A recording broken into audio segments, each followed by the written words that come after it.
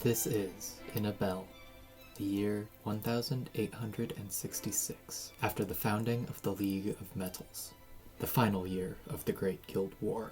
After nearly a year of siege, when the gates to the Imperial City, the old beating heart of the Empire, were treacherously thrown open, Vendrell Ilankel made the decision to retreat with his family from the opulent palace to the old fortress, which rested upon a hill towering over the city center. There, they stood a chance of defending themselves. There, they stood a chance to survive.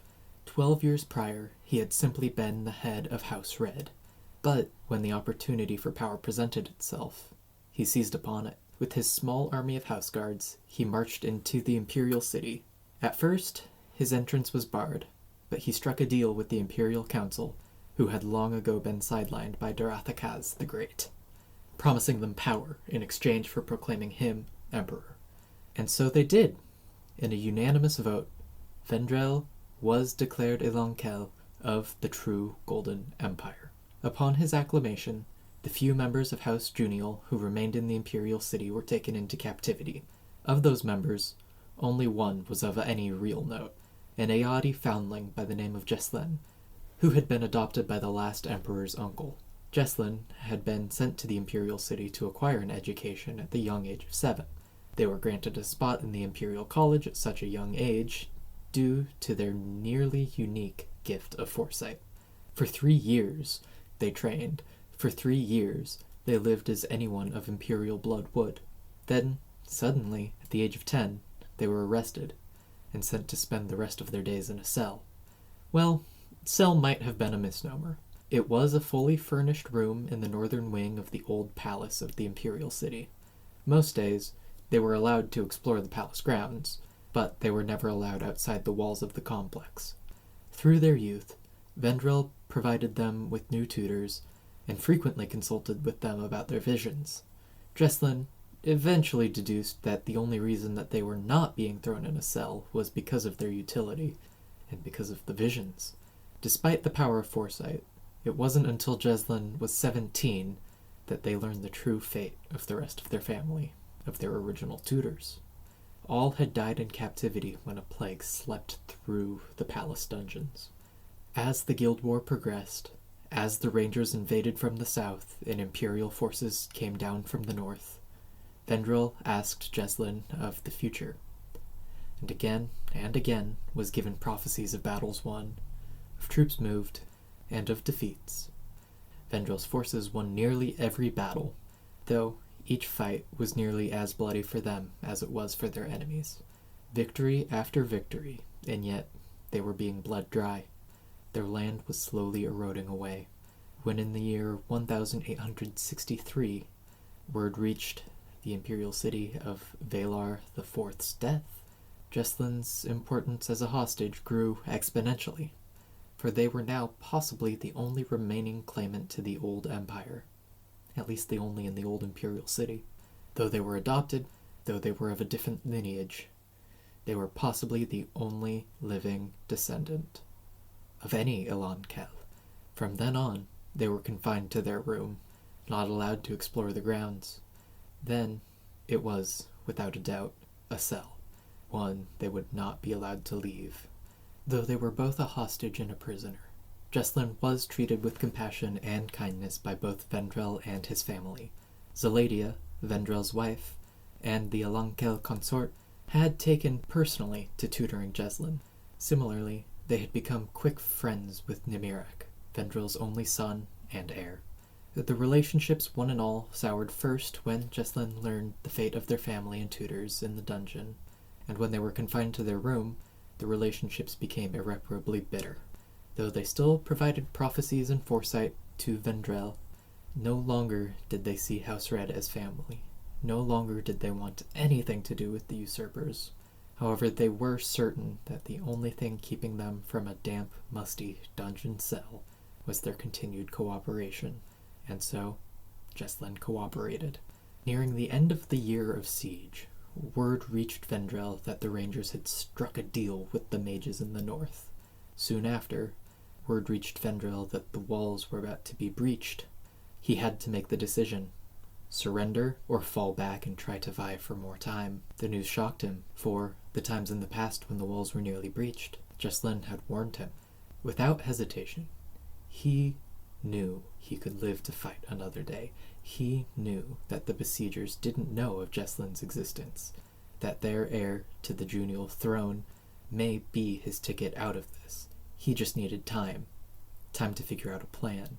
He made the desperate decision to relocate his family to the old fortress. What had once been a simple wooden hill fort had been reconstructed by Philippa the Great to be a massive stone castle of imposing stature. With 300 imperial guards in tow, House Red set themselves in the inner keep, preparing for 3 days and 4 nights. They managed to gather enough food to last the garrison for months, maybe a year, if they were lucky, and the old keep had a well, so they wouldn't want for water. Once in the grounds of the fortress at the city center, Vendrell Ilankel ordered for the garrison and his guards to assemble in the courtyard. Some 200 house guards with bronze breastplates and fine mail, armed with spears, shields, and bows, and nearly 300 members of the city garrison, armed with thick padded cloth of the city guard, some with chain surcoats, each with a simple sword and shield, stood in file in the courtyard before the keep. Vendrell Ilankel walked up the stairs of the keep. Once on the small landing in front of the door, he gestured for the rest of his family to follow behind, somber expressions on their faces one and all. Namirek stood to his father's left, adorned with gilt bronze scale armor, with a fine longsword and shield. Zeladia stood to her husband's right, dressed in her imperial blue robes, as she stared into the distance with a look of vacant despondency. Yet further to her right was Urim, advisor and chief confidant of the Ilankel, a golden Kazkul of slight stature and unerring confidence. Finally, leaning on the door frame, sheltered behind their captors, stood Jesslyn, eyes darting across the crowd, a silent terror building in their bat-like eyes. At the fore of the assembled soldiery was the castle's castellan commander, and Roskal, captain of the Imperial House Guard.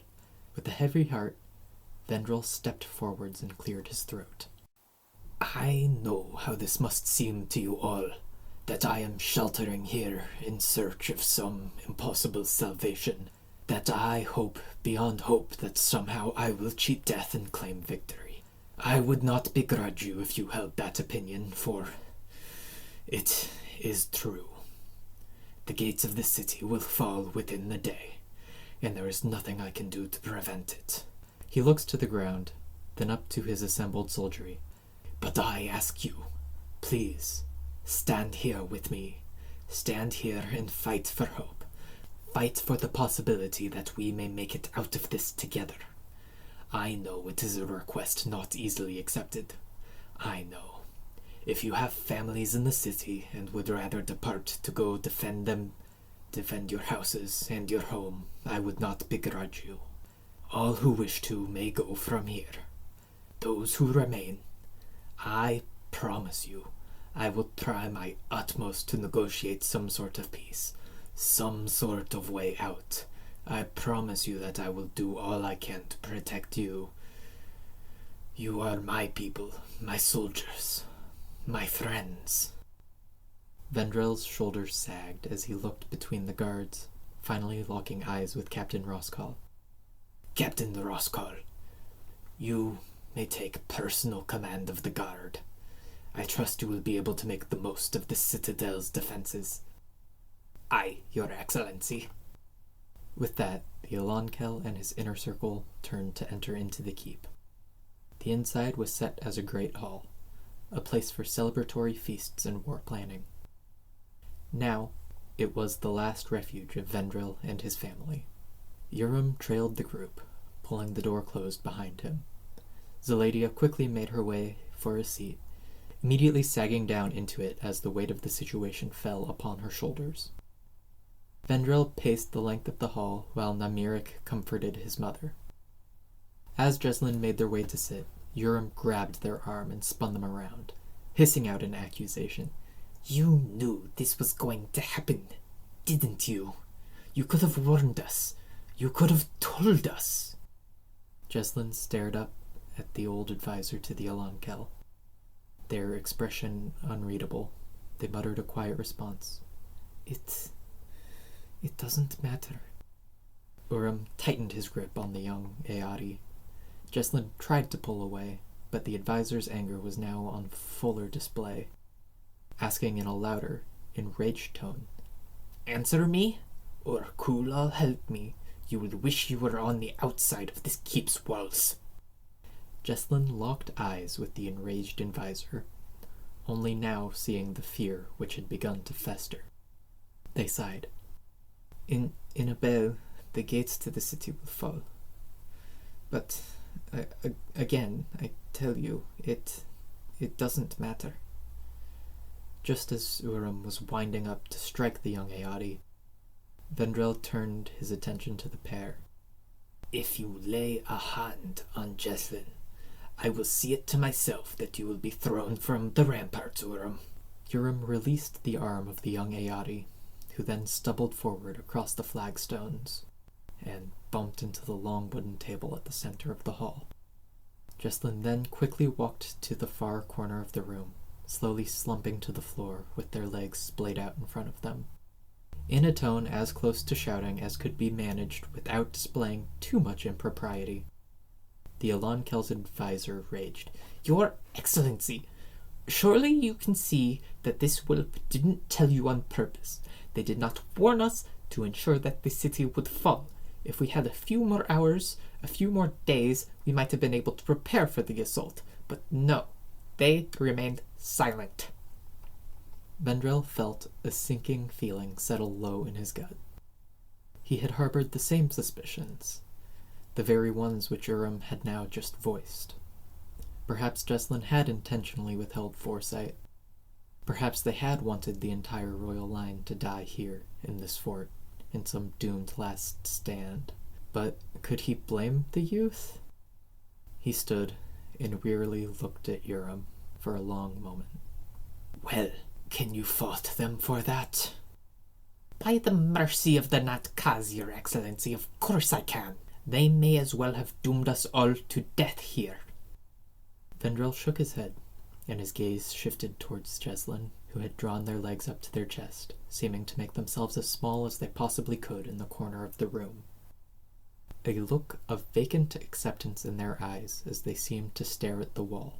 Vendrell followed the youth's gaze to an old tattered tapestry, a tapestry which dated long before his reign, long before his empire, one which showed the first Elankel, the first empress, the patron of the Kulal Ilankaleth, mother of the Golden Empire, standing triumphant over the great city they now resided in.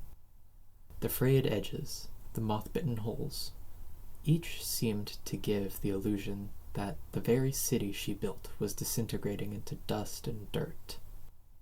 His gaze shifted back to the youth, the one he knew he had done much wrong by, the one whose family he had seen in prison, who had died under his watch. "Is it true, Jesslyn? Is it true that you had seen this coming? That you could have warned us?" "It wouldn't have mattered." They continued to stare at the tapestry, hugging their legs tightly, speaking quietly to nobody. "To everybody," they mumbled. "In half a bell, the city gate is going to fall."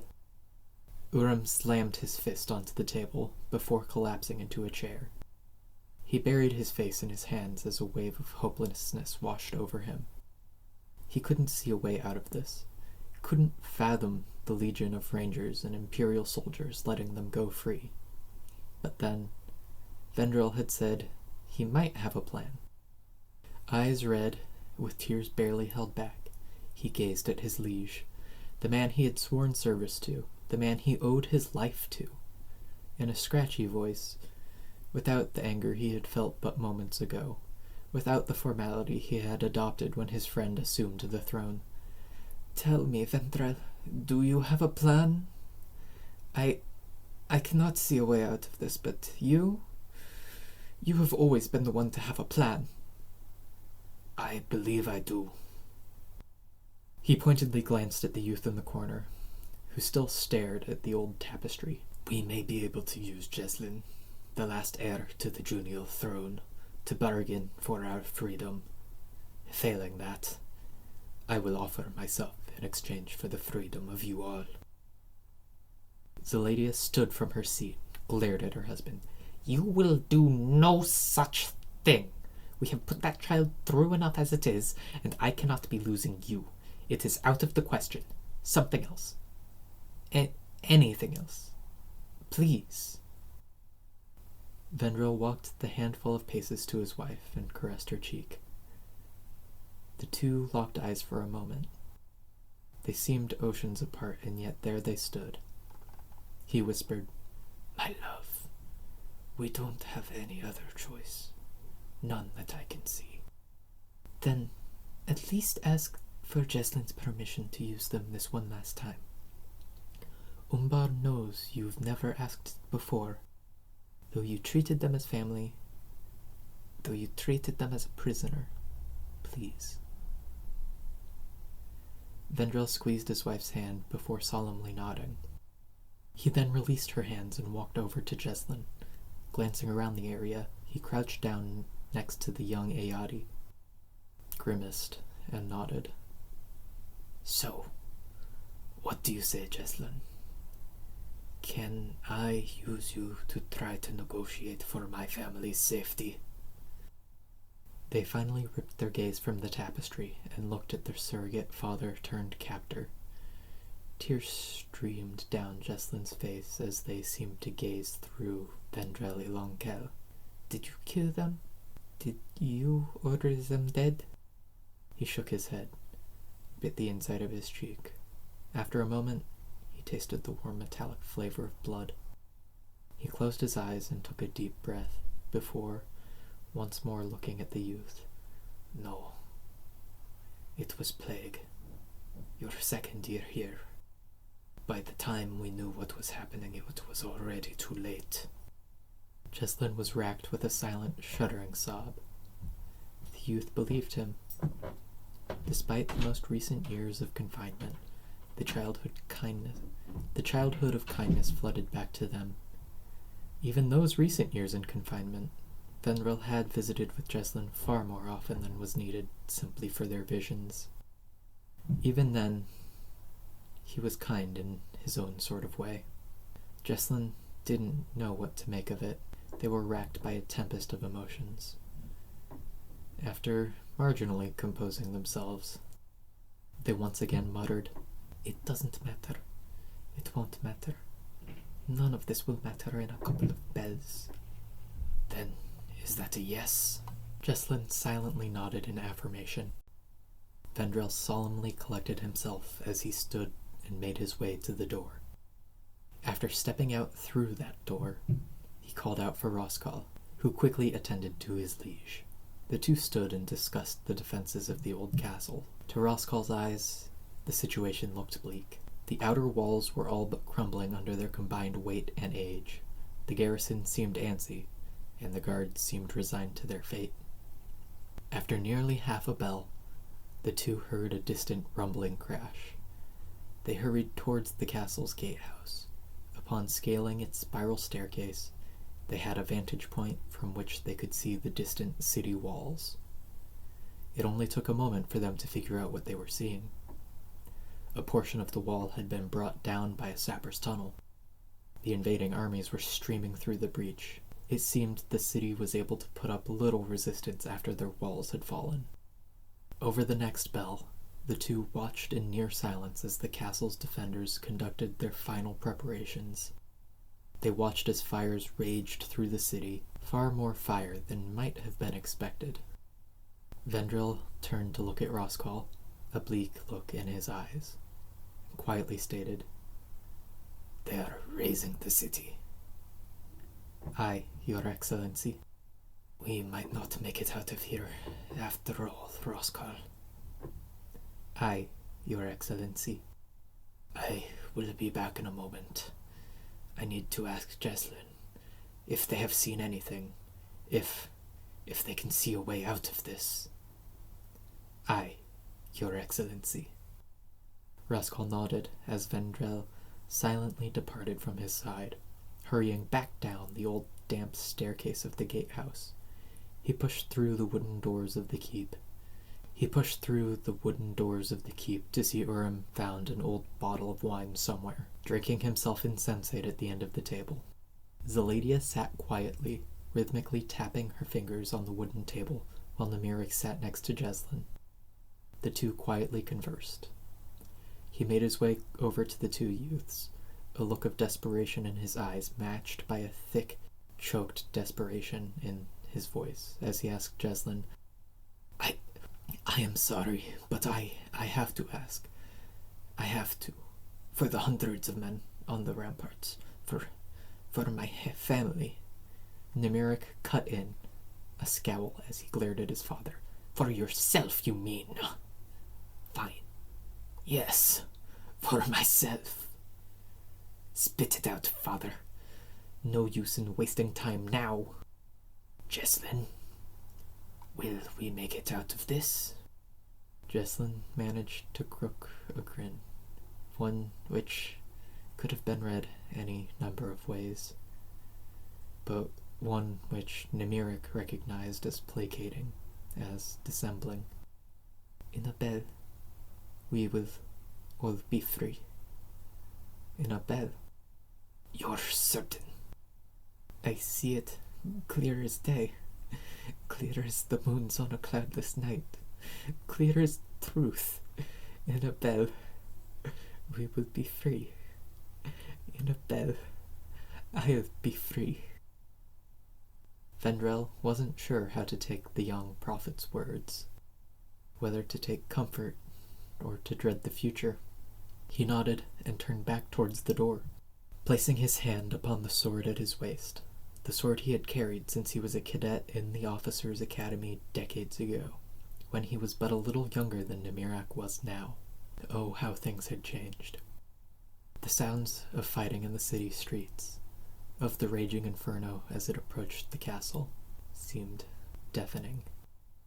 After some time, he wasn't quite sure how long, a knock resounded from the wooden doors. Moments later, a stoic Raskol entered. Your Excellency, they are asking for you. Who? Them. His attention fully snapped to the captain of his guard as he nodded, pursing his lips. He silently prayed, May one of the four have my back in this. Before straightening and walking to the door, without a look back at his family, he continued. Raskol escorted him to the gate. He could see a lone figure standing well ahead of the battle line, holding a flag of truce. He approached the gate, a sense of hope climbing in his chest as he stepped to stand just inside the wrought iron gate. After a moment, he recognized the figure standing opposite of him, an old comrade in arms, decades ago. The man wore the ring of a ranger and the braided serpentine torque of the highest commander of the Imperial Army. He called out, Lethal my Skander! How I have missed your grizzled face! The aging commander grimaced. Vendrell, I wish we could have met under better circumstances. A hint of desperation now creeped into the Elankel's voice. Indeed, my old friend. Please, tell me you have come here to negotiate. The ranger stood silently, looking onward at his once friend. You know that we cannot negotiate. There is nothing you could have that could possibly sway us. I have Jeslyn Jr., the heir to the throne. If you let us go, I will spare the youth. Hand them over. This can end peacefully. You can have the heir. We will leave the Empire, sail to lands unknown. Please, I beg of you, take Jeslyn and let my family go. No. With that simple word, Lethal turned from Vendrell, from the gate, and began to return to his line. After a few steps, he turned back to lock eyes with Vendrell, simply adding, I am sorry. At that moment, Vendrell's fear boiled over into rage and anger. May all the gods damn you, Lethal! Why did you even come here? To torment me? Did our years of service mean nothing? Did our friendship mean nothing to you? He simply kept walking back to the line of rangers, backlit by the blazing city. Vendrell turned and returned to the keep. Now, 10 of his house guard flanked the massive iron-banded door, Roskal standing at their head. We won't let them in the keep. They will not take a step through those doors so long as I stand. Lethtal Ma Iskander, Chief Guildmaster of the Rangers, Supreme Commander of the Golden Legions, stood at the forefront of a contingent of his most experienced soldiers. He drew the standard-issue longsword and raised his large circular shield. He glanced to his sides, where stood mages of Dalyun, of fire. They had vacant eyes, the eyes of killers, eyes which had seen this city burn, had seen other cities burn, and which would see this castle burn. But first, he had to see to the death of its occupants, one and all. He waved his sword forwards, giving the signal to his men to begin the assault on the outer walls of the castle. No sapping, no fancy siege work. A bolt of destructive flame leapt forth from the hand of the mage to his right, striking the crumbling, ancient wall precisely where it was at its weakest. Moments later, the wall crumbled under its own weight. The defenders were hesitant to fill the gap for fear of incineration. Those who remained steady upon the walls began to let loose a haphazard volley of arrows. Like clockwork, Lethal's men raised their shields above their heads, sheltering from the rain of arrows as they advanced upon the breach. He stood in the second line, his shield raised the same as the men around him. His staff officers thought him a fool for joining this assault, but he had to be sure. Had to be sure that they were all dead. The fighting outside the keep was swift and bloody. The guards of the garrison cut down more of his men than he expected. Though they were weakened by a year of deprivation from the siege, they were tired. And yet they fought as ferociously as his very best. Even so, the superior training and armament of his men prevailed. Only a few dozen of his lay dead, while nearly half of the garrison fell before surrendering. That was, except for the 10 who stood guard in front of the keep's doors. He knew that even of those who surrendered, there would be no survival. He could tell the men at the forefront of those guards shared that knowledge. The weight of numbers overpowered the defenders. As the 10 men fell one by one, each of them took 2 or 3 of Leftal's men with them to Umbar. The final man fought as though he couldn't feel pain. He fought on, even as a spear skewered him through the belly, slaying more and more, till a spear finally glanced up the cheek guard of the man's helmet, pierced his eye. Before entering into the keep, Lethtal gave the order to put their prisoners to death. The nearly 200 surrendered guards were slain in a matter of moments. It was a necessity. It had to happen. He commanded his 10 honor guards to attend to him, ordering that no others would enter into the keep. He looked at them, ordering the door to be knocked down. It was a simple matter to break down the old wooden door. The defenders hadn't had the time to reinforce it. Just under a bell after their attack on the outer wall of the castle had commenced, they had made their way into the keep. Upon entering, they were faced with a sad sight. The Elankel and his son standing side by side with swords drawn and shields at the ready. Another man passed out with a knocked-over bottle of wine, and Vendrell's wife sitting at the table glanced around the room.